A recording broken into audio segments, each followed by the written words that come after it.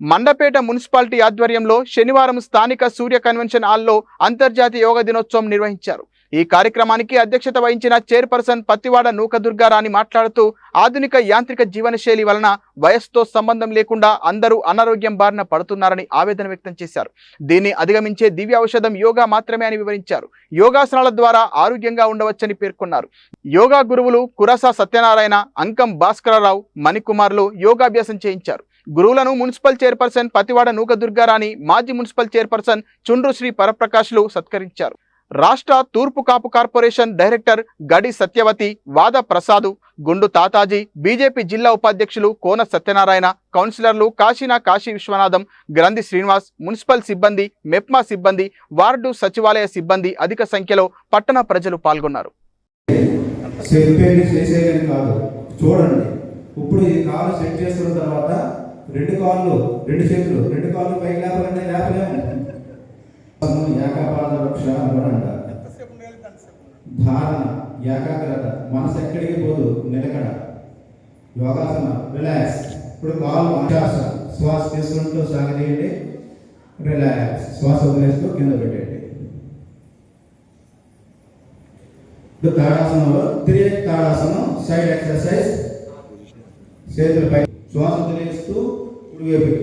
గురుగారు ఈరోజు 11వ అంతర్జాతీయ యోగా దినోత్సవానికి మరి యోగా గురువులందరూ విచ్చేసి మన మండపేట పురపాలక సంఘంలో మరి 5 గురువులు ఉన్నారు. 5 కూడా వచ్చి మాకు సపోర్ట్గా మండపేట ప్రజలందరికీ కూడా యోగా నేర్పినందుకు ముందు గురువులందరికీ కూడా యోగాభివందనం. థ్యాంక్ యూ అండి అందరికీ కూడా. అలాగే 11వ అంతర్జాతీయ దినోత్సవం మరి మోడీ గారు నిర్వహించిన ఈ యోగా కార్యక్రమం ప్రజలందరూ సద్వినియోగం చేసుకొని, అంటే ప్రతి సంవత్సరం కూడా ఈ యోగా దినోత్సవం అన్నది ప్రతి సంవత్సరం కూడా ఇలా 11 సంవత్సరాల నుంచి నిర్వహిస్తున్నారు.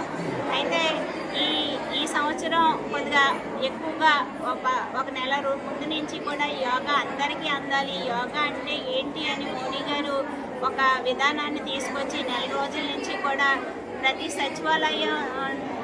సచివాలయాల దగ్గర కూడా మరి ఆర్పీలు అవనే, అలాగే సచివాలయం స్టాఫ్ అవనే అందరూ కూడా యోగాని నేర్పిస్తూ అందరికీ కూడా అందరూ ఆరోగ్యంగా ఉండాలని ఈ కార్యక్రమం చేపట్టిన ప్రభుత్వానికి అలాగే మోడీ గారికి ధన్యవాదాలు తెలుపుకుంటూ అందరికీ కూడా యోగా దినోత్సవ శుభాకాంక్షలు. అందరికీ అందుబాటులోకి తేవడం కోసం మూలలో ఉన్న ప్రతి గ్రామంలో ప్రతి పౌరునికి కూడా ఆరోగ్యం ఒక వరమని, అది అందరికీ అందాలని, అందుబాటులో ఉండాలని ఈ మంచి ప్రక్రియ చేపట్టేటువంటి మన ప్రధాని మోడీ గారికి ప్రత్యేకాభివందనాలు తెలియజేస్తూ, ఇక్కడ మండపేట గ్రామంలో మండపేట మహాపట్టణంలో చేపట్టినటువంటి ఈ కార్యక్రమాన్ని చైర్పర్సన్ శ్రీ నూకరాణి గారు అలాగే తదితరులు, ఈ పెద్దలు అందరూ కూడా ప్రజలందరికీ అందుబాటులోకి తేవడానికి చాలా విరళమైన కృషి చేశారు. కాబట్టి ఆ కృషి ఫలితంగానే ఈవేళ ఇంతమందికి ఈ విద్య అందుబాటులోకి రాగలిగింది.